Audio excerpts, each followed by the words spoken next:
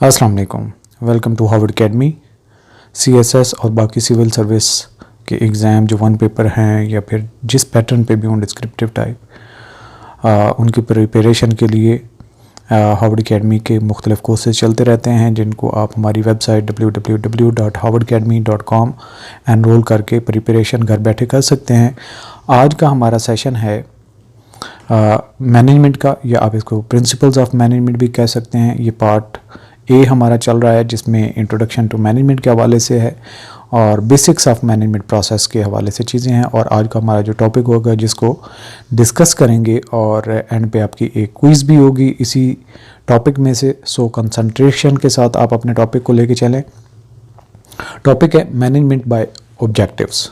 Management को तो हमने गौर से देख लिया कि मुख्तलिफ रिसोर्सेज को हम तरतीब देते हैं, और ऑब्जेक्टिव जब हम अपनी गोल को सेट कर लेते हैं, उस हवाले से चीज़ों को मैनेज कर लेना, तो इसको कहते हैं मैनेजमेंट बाय ऑब्जेक्टिव। लेकिन इसमें कुछ बेसिक चीज़ें होती हैं कि आपकी जो ऑब्जेक्टिव या गोल सेट कर रहे हैं वो ऑर्गेनाइजेशन की ऑब्जेक्टिव के इन लाइन हो। लेट्स सपोज एक डिपार्टमेंट है, उसने 1000 यूनिट्स प्रोड्यूस करने हैं, ये एक ऑर्गेनाइजेशन का ऑब्जेक्टिव है। अब हर डिपार्टमेंट अपना अपना ड्यू रोल अदा करे।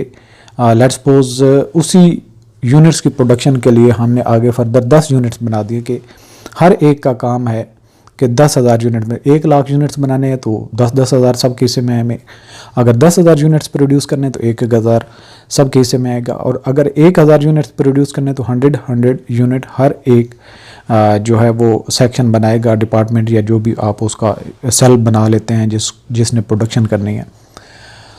तो आपने क्या किया कि ऑर्गेनाइजेशन की ऑब्जेक्टिव को आगे ब्रेक डाउन कर लिया और हर एक छोटी डिपार्टमेंट को उसका हिस्सा दे दिया कि आपने इस हवाले से ये चीज़ें बनानी है। तो 1 महीने का आपने उनको टारगेट दे दिया, तो ऑब्जेक्टिव्स आपने दे दी।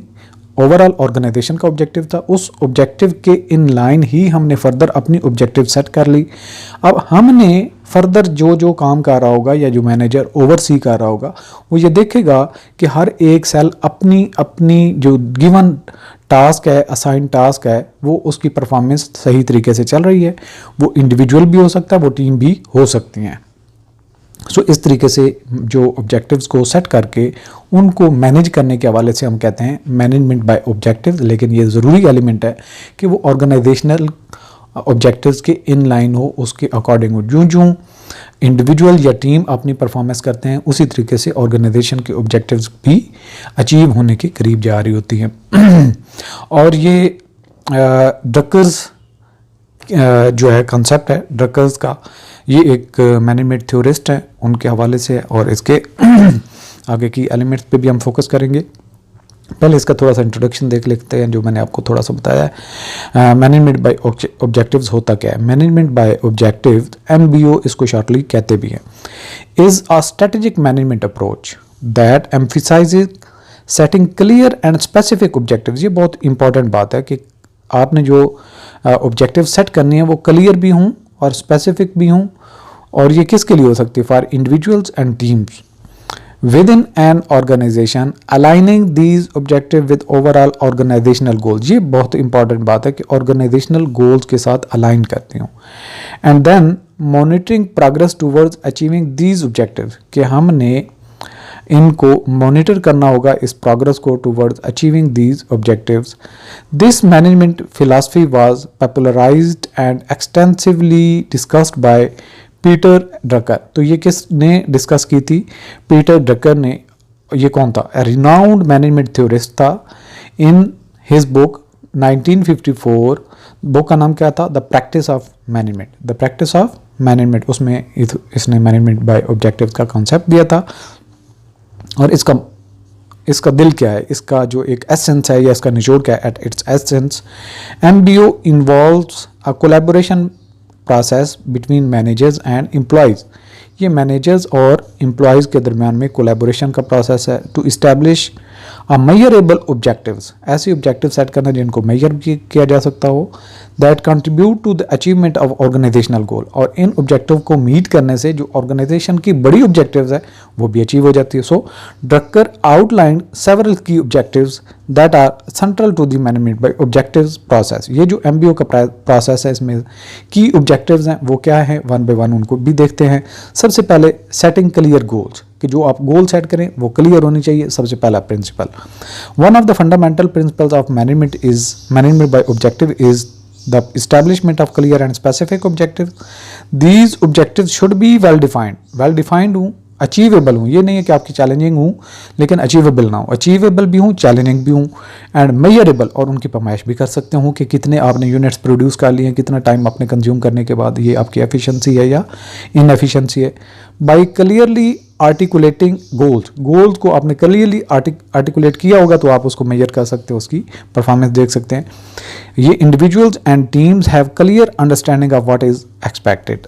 एक जो उसमें काम करने वाले इंडिविजुअल्स हैं और जो टीम्स हैं वो अंडरस्टैंड करती हूँ कि उनसे एक्सपेक्ट क्या किया जा रहा है कि वो क्या परफॉर्म करेंगे, विच इन्हेंसेस फोकस एंड अकाउंटेबिलिटी. अगर ये चीज़ अचीव कर ली जाए, इससे क्या है कि जो एम्प्लॉयज़ हैं, काम करने वाले इंडिविजुअल्स हैं या टीम है, उसका फोकस रहता है और उनको अकाउंटेबल ठहराया जा सकता है कि आपने एक दिन में ये जो आपका अगर सेट गोल था आपने अचीव किया या नहीं. सेकेंड नंबर पे आपने क्या करना है, participation in goal setting. Goal set जब कर रहा होगा मैनेजर तो कोशिश करे कि एम्प्लॉयज़ को भी एंगेज करे, एम्प्लॉयज़ से भी इनपुट ले. वो खुद अपनी गोल सेट करेंगे तो वो मोटिवेटेड रहेंगे और उनको पता होगा कि जब मैंने अपनी कैपेसिटी को, कैपेबिलिटी को, अपने टाइम के हिसाब से, अपनी नेचर के हिसाब से चीज़ देख के मैंने ये सेट की है, मैंने इसको अब अचीव भी करना है. अगर नहीं करेगा तो डेफिनेटली वो खुद ही अपने फील करेगा कि मेरी परफॉर्मेंस ठीक नहीं है. Drucker emphasise the importance of involving employees in the goal setting process. When employees actively participate in setting their own objectives, they are more likely to feel sense of ownership.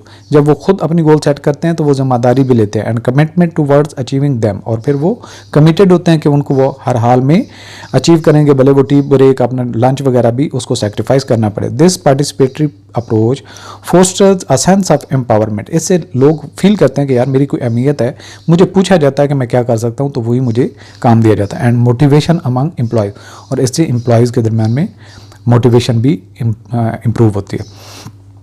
अच्छा जी, एक तीसरा जो इसके साथ साथ ऑब्जेक्टिव है जिसको हमने बहुत फोकस भी किया, aligning objective with organizational goals. जो ऑर्गेनाइजेशन की गोल्स हैं उनको जब शॉर्ट ऑब्जेक्टिव में आप सेट करते हैं तो वो उसका ही हिस्सा होते हैं. आप ऑब्जेक्टिव को अचीव करते हैं तो ऑर्गेनाइजेशनल गोल्स ऑटोमेटिकली अचीव होती हैं. तो ये इसका कॉन्सेप्ट है. MBO seeks to ensure that individual and team objectives are aligned with the broader strategic objectives of the organization.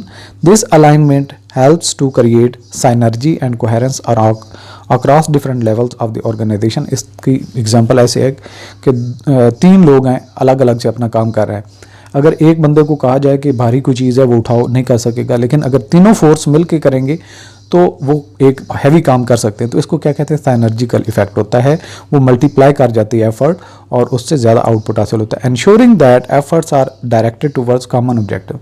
और ये इस चीज़ को एंश्योर करना कि जो भी एफर्ट्स की जा रही हैं वो एक कॉमन ऑब्जेक्टिव है जिसको अचीव करने के लिए तगोदो की जा रही है. अच्छा, इसके बाद नंबर 4 पे इस्टेब्लिशिंग परफॉर्मेंस मैट्रिक के पैमाइश के लिए, उसकी मैयर करने के लिए, उसकी परफॉर्मेंस को सेट करने के लिए आपके पास पैमाना होना चाहिए, मैट्रिक्स होना चाहिए कि किसने कितना बेहतर परफॉर्म किया. In addition to the setting goals, MBO involved establishing performance matrices और key performance indicator KPI उसको कहते हैं, to measure progress towards achieving these goals by regularly monitoring performance against these metrics. कि आपने एक दिन में एक इंडिविजुअल के लिए 10 यूनिट्स प्रोड्यूस करने का एक टारगेट रखा है तो उसने 5 किए हैं तो 50% उसकी परफॉर्मेंस होगी. 10 उसने यूनिट्स प्रोड्यूस किए हैं तो 100% उसकी परफॉर्मेंस होगी. सो आपने इस तरीके से उनकी मेजरमेंट करनी है कि परफॉर्मेंस किसकी कितनी रही.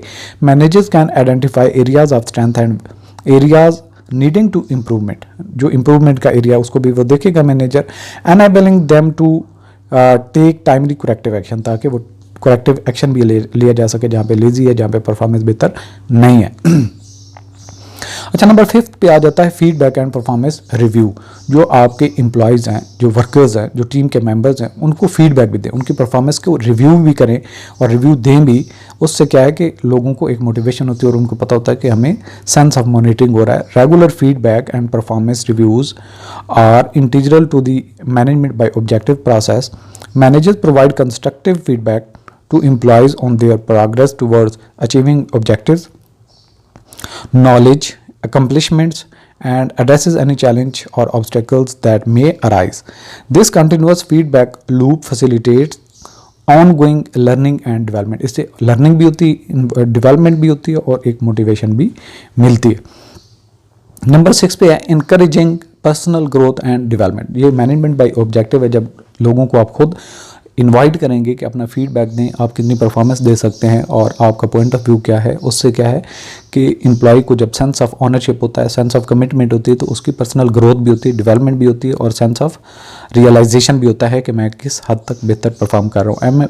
MBO emphasizes not only achieving organizational objectives but also promoting the personal growth and development of employees by setting challenging yet attainable goals. ये बहुत इंपॉर्टेंट बात है, चैलेंजिंग गोल्स होनी चाहिए लेकिन अटेनेबल भी होनी चाहिए। ऐसी चैलेंजिंग ना हो जो 10 दिन का काम एक दिन के लिए आप दे दें कि क्या है ये आपके लिए चैलेंज, आप अचीव इसको कर सकते हैं या नहीं, इससे चीज़ें ख़राब होती हैं।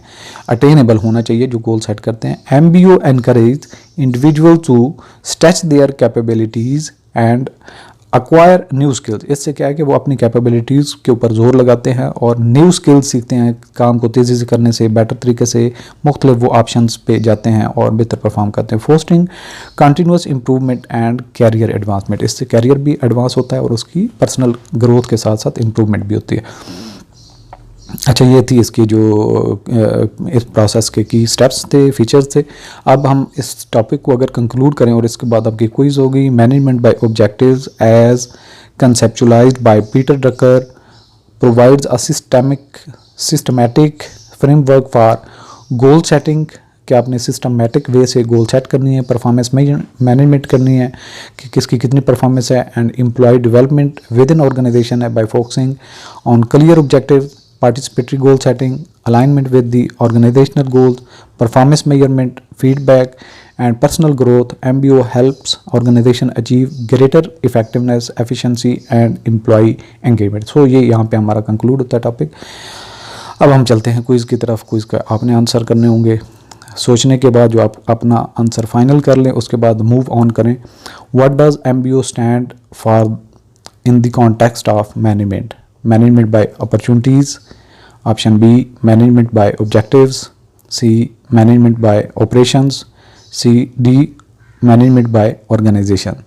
Right option is B, management by objectives. Question number 2. Who is considered the pioneer of management by objectives MBO? Pioneer इसका कौन सा था? Frederick Winslow Taylor, Henry Fayol, Peter Drucker, Alton Mayo. Right option is Peter Drucker. Question number 3. Which of the following is a key objective of management by objectives? Micromanagement of employees, setting vague and ambiguous goals. Option C है aligning individual objectives with organizational goals. Option D है discouraging employee participation in goal setting. Right option is C, aligning individual objectives with organizational goals. Question number 4. In the MBO process, what is the significance of setting clear and specific objectives? Option A है it increases confusion among employees. Option B है it enhances accountability and focus. Option C है it discourages employee engagement. Option D है it promotes ambiguity and uncertainty. Right option is it enhances accountability and focus. Question number 5. Which of the following is not a characteristic of MBO?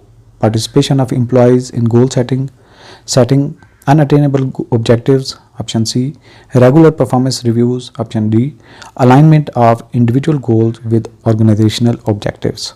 Right option is जो कि fit नहीं आता, setting unattainable objectives.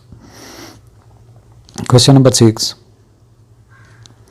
What role does feedback play in the management by objective process? Option A, it is necessary and counterproductive. Option B, it fosters continuous learning and improvement. Option C, it creates resentment among employees. Option D, it undermines the authority of managers. Right option is B, it fosters continuous learning and improvement. Question number 7. How does MBO contribute to organizational effectiveness? By promoting micromanagement, by discouraging employee involvement, by aligning individual efforts with organizational goals, by ignoring performance measurement. Right option is C, by aligning individual efforts with organizational goals. Question number 8. What is the purpose of establishing performance metrics in MBO? To increase employee workload, to create confusion among employees, to measure progress towards objectives, to discourage employee development. Right option is C, to measure progress towards objectives. Question number 9. Which of the following is not a benefit of management by objectives? Enhanced employee motivation and engagement, improved organizational communication. Option C है decreased clarity regarding goals and expectations. Option D है increased alignment with organizational goals. Right option is C, decreased clarity regarding goals and expectations. Question number 10. What distinguishes MBO from additional management approaches? Lack of focus on goal setting, emphasis on top-down decision making. Option C है promotion of employee participation in goal setting. Option D है resistance to performance measurement. Right option is C, promotion of employee participation in goal setting. So आज का session यहाँ पे conclude करते हैं. इंशाल्लाह next session में मिलते हैं. अल्लाह हाफिज़.